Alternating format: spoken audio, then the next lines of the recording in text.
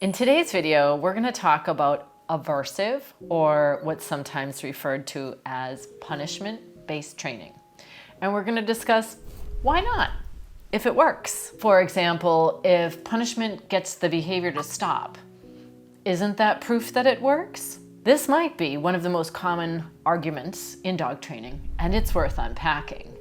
The real question isn't, does it work? But it's at what cost? Because it's not only about the solution, but it's the process of how we get there that's key. I'm going to break down why I use positive reinforcement in animal training. And I'm going to cover why people might choose aversives, why I recommend that we don't, what an aversive is and how we define that, and why I recommend that we use positive reinforcement instead. Number one, I'm going to define what an aversive is and why folks might use an aversive. An aversive can include punishment-based training, but an aversive is anything that actually we add to a situation to stop or decrease behavior. We know it's aversive if an animal tries to avoid something. An aversive doesn't have to be discipline or something strictly punishment-based. It can be anything that an animal might find uncomfortable. For example, sometimes people might suggest the use of a spray bottle or even the word no. But if an animal is uncomfortable with the use of those interactions, then that can be an aversive to that specific animal. And now let's talk about why people might use aversives. People might use aversives because often it may stop the behavior immediately. It also might feel reinforcing to the human because the behavior ceases very, very fast in that instant. As a result, we might see what are seemingly quick results. Finally, social media often might showcase those quick results as a really fast before and after scenario. Number two, what aversives actually teach. So the problems are, dogs learn to avoid that discomfort. Discomfort, pain, lack of something that feels normal, regular, good to them. Additionally, the dog might stop in that moment displaying the behavior, but they actually haven't learned anything new potentially, and we haven't addressed the underlying root problem of the behavior. Behavior suppression can look like success, but again, we haven't addressed the problem below the surface. And additionally, with the use of aversives, we can see what seems like maybe relaxed behavior, when actually relaxed and resignation are very different. And the resignation version we often refer to as learned helplessness, when the dog is depressed because there's no other way out, they can't see sort of a light at the end of the tunnel, and they just give up. And the risks are increased frustration and stress, erosion of the relationship with the handler. In other words, your relationship with your dog may decline over time with the use of aversives. Additionally, potential triggers unintended with other dogs, the environment, people, etc. And we also might have earlier body language that indicates a warning signal. In other words, if the dog is not feeling comfortable, those might disappear, leading to a seemingly faster escalation. So overall, the risks include apathy, aggression, escape avoidance, and generalized fear, which encompass what I've just talked about. None of what we want for our dog and our relationship with them. And number three, let's talk about why positive reinforcement trainers, like me, focus on the alternatives. First of all, we might teach replacement behaviors.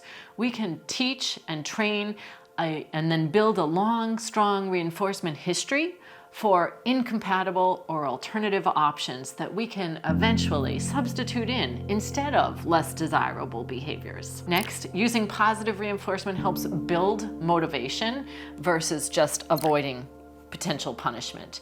With behavior, we, as well as our dogs, are always either working towards a goal or to avoid a consequence. And there's something called discretionary effort, which demonstrates that with people and animals, we will put in more effort to gain access to something we want, and just enough to avoid something we don't want. So motivation is a big factor in using positive reinforcement. Next up, we can create a dog that understands the desired behavior. Instead of sort of having a robot who, again, is just trying to avoid any kind of consequence they don't want, they understand. We allow them to have agency and to interact in their overall care. We want to teach them behaviors that allow them to offer and respond to cues to gain access to reinforcers in their environment. And with positive reinforcement, we're focused on behavior. We're focused on finding the underlying reason for behaviors and then crafting an appropriate plan. This also includes, first of all, ruling out any potential underlying medical issues, and then again, setting up our environment so everybody can be successful. And then again, like I mentioned, teaching those alternative or other optional behaviors, new behaviors that we can use instead of behaviors that we prefer not to see more of. So to recap, positive reinforcement teaches the dog what to do instead of the nebulous, oh, don't do that. So when we teach the dog what to do, again, we can build a long history of reinforcement for that behavior so that the dog has that behavior option ingrained, and again, they can offer it and or respond correctly when we cue that behavior. Let's give an example. Let's say a dog was barking at something out the window. Let's say my friend Henry was barking at a bird outside of our window over there. Instead of saying no, stop, yelling, which would be potentially considered aversives because our goal would be to add something to the situation to stop or decrease the behavior. Instead, we can take a look at why the barking is occurring. Maybe she's frustrated that she can't access the bird.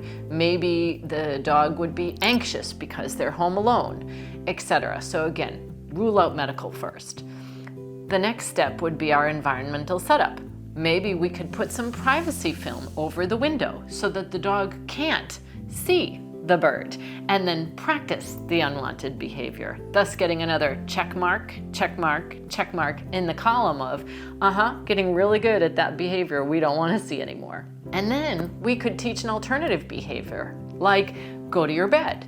And we build that behavior really strongly because we build such a history for it that anytime we cue the behavior to your bed, the dog trots over to her bed and lies there. Eventually, it might happen that she sees the bird. This is later in time when we are perhaps able to remove our privacy film, our aforementioned antecedent arrangement and environmental setup change. And she sees the bird and she might go to her bed. So eventually the bird might cue the alternative behavior, which in many cases we want so that we don't have to micromanage the dog's whole life and all of our interactions. We want dogs to offer behaviors that we like and want to see more of. So using positive reinforcement can be our vehicle to get to that point. As I mentioned, it also helps with your relationship and overall feels good, seems fun to everybody when working on training, which is education and communication, meaning all interactions.